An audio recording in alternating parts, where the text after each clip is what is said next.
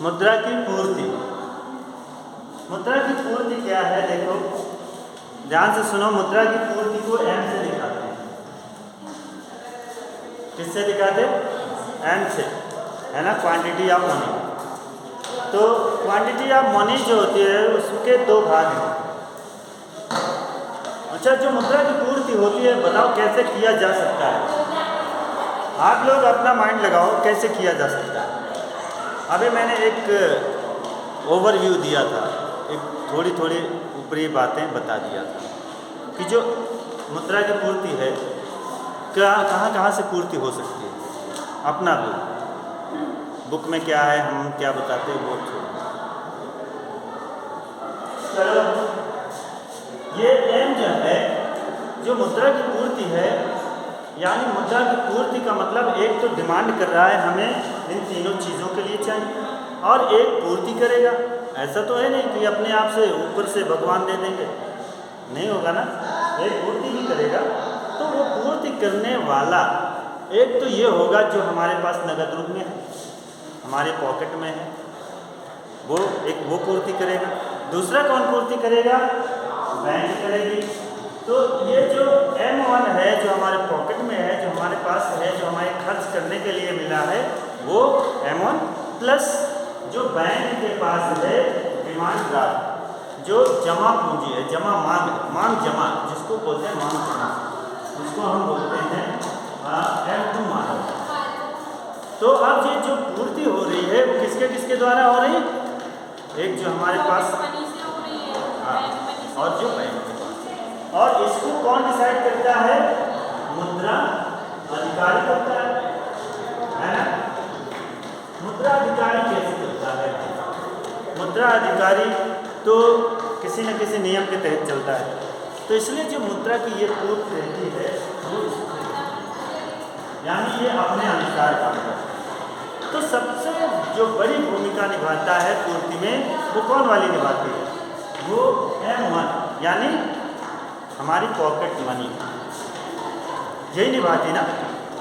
तो जो pocket money है, जो हमें सैलरी मिली है, जो हमें खर्च करने को मिला है, वही हमें निभाती है। सबसे बड़ी भूमिका वही निभाती है ना। तो इसका मतलब है कि ये जो M है वो ये वाला हटा के केवल यही वाला है। तो मुद्रा की पूर्ति कहाँ से होती है? हमारे पॉकेट मनी से। समझ में आया ना? तो अब इसको कैसे दिखा सकते हैं? इसको दिखा सकते हैं ये सीधी ऐसे। कैसे? ब्याज की दर से इसका क्या संबंध है? ब्याज की दर अगर ज़्यादा होगी तो हम पूर्ति ज़्यादा करेंगे, है ना। ब्याज की दर अगर ज़्यादा होगी तो हम पूर्ति ज़्यादा करेंगे, तब हम ज़्यादा खर्च करेंगे। इससे क्या होगा? जो ब्याज की दर अगर ज़्यादा है तो हम ज़्यादा क्यों खर्च करेंगे? अगर ब्याज की दर कम है तो हम कम क्यों खर्च करेंगे? कम क्यों डिमांड पूर्ति कम क्यों करेंगे? क्योंकि जब ब्याज की दर ज़्यादा है तो हम अपने पैसा पास ना रख करके बैंक में रखेंगे, वहाँ से हमें ब्याज ज़्यादा मिलेगा। और अगर ब्याज की दर कम है तो बैंक में ना रख करके जेब में रखेंगे, अपने पास रखेंगे। यही है ना, समझ में आ रहा है ना। तो ब्याज की दर से मुद्रा की मात्रा का सीधा संबंध है। अगर ब्याज की दर मान लेते हैं 5% है तो इस समय हम कितना रख रहे हैं? 200 रुपये। और ब्याज की दर अगर 6% हो गई तो हम अपने पास पैसे नहीं रख के हम अपनी बचत कितनी कर रहे हैं? 300 कर रहे हैं, है ना। ब्याज की दर ज़्यादा हुई तो हम बचत कितनी कर रहे हैं? 300। यानी अब हम डिमांड के लिए कम दे रहे हैं, हमने बचत ज़्यादा किया है। और अगर ब्याज की दर कम हो गई, 4% हो गई, तो हमने कम कर लिया, अपने पास रख लिया। अब हम डिमांड पूर्ति कम कर रहे हैं, अपने पास रख रहे हैं। तो इसका मतलब है इन दो इसके बीच में, यानी मुद्रा की मात्रा और ब्याज की दर में सीधा संबंध है। ठीक है ना। अब देखो, अब हमें ब्याज दर का निर्धारण करना है। तो ब्याज दर का निर्धारण कहाँ पे होगा? जहाँ पे मुद्रा की मांग और मुद्रा की पूर्ति दोनों बराबर मुद्रा की मांग, मुद्रा की पूर्ति दोनों बराबर हो जाएंगे।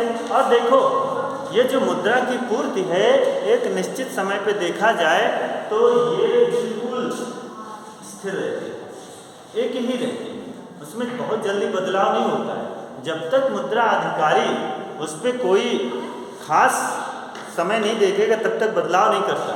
आप लोग देखते होंगे हर 3 महीने 6 महीने पे बैठक होती है RBI, है ना, तो वो 3 महीने तक स्थिर रहती है, 3 महीने के बाद ही उसमें जो कुछ चेंज होता है। तो वो ये जान लो कि ये स्थिर है, ये मुद्रा की मात्रा है, यानी ये M है। और जो मुद्रा की मांग है वो वक्र कैसा है, वो ऊपर से नीचे की तरफ बाएं जा रहा है ना, ये है हमारा L, यानी मुद्रा की मांग। अब देखो मुद्रा की मांग L ये है, मुद्रा की पूर्ति M ये है, और ये दोनों एक दूसरे को कहाँ पे काट रहे हैं, E बिंदु पे। और यही बिंदु जो है वो ब्याज दर का निर्धारण कर रहा है। यही 5% ब्याज दर है। हमने अपनी तरफ से 5% लिखा, ज़रूरी नहीं कि 5% ही हो, है ना।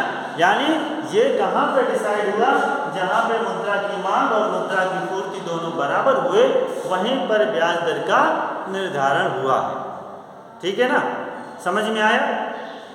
तो ब्याज दर का निर्धारण इसी बिंदु पर होगा, यही कीन्स की तरलता पसंदगी का सिद्धांत है। ठीक है, कीन्स ने कहा है कि ब्याज एक मौद्रिक घटना है, interest is a monetary phenomenon, बहुत मौद्रिक घटना है। तो ये मौद्रिक घटना एम भी मौद्रिक, यानी मुद्रा भी, मुद्रा की मात्रा भी मौद्रिक है, और एल भी यानी मुद्रा की मांग भी मौद्रिक है। तो इन दोनों के बीच में एक घटना घट रही है जहाँ पे एक दूसरे को काट रहे हैं, इसीलिए ही इसको कीन्स ने कहा है ये एक मौद्रिक घटना है। ब्याज की दर एक मौद्रिक घटना है, या ब्याज एक मौद्रिक घटना है। ठीक है ना, किसी को कोई प्रॉब्लम है समझ में कम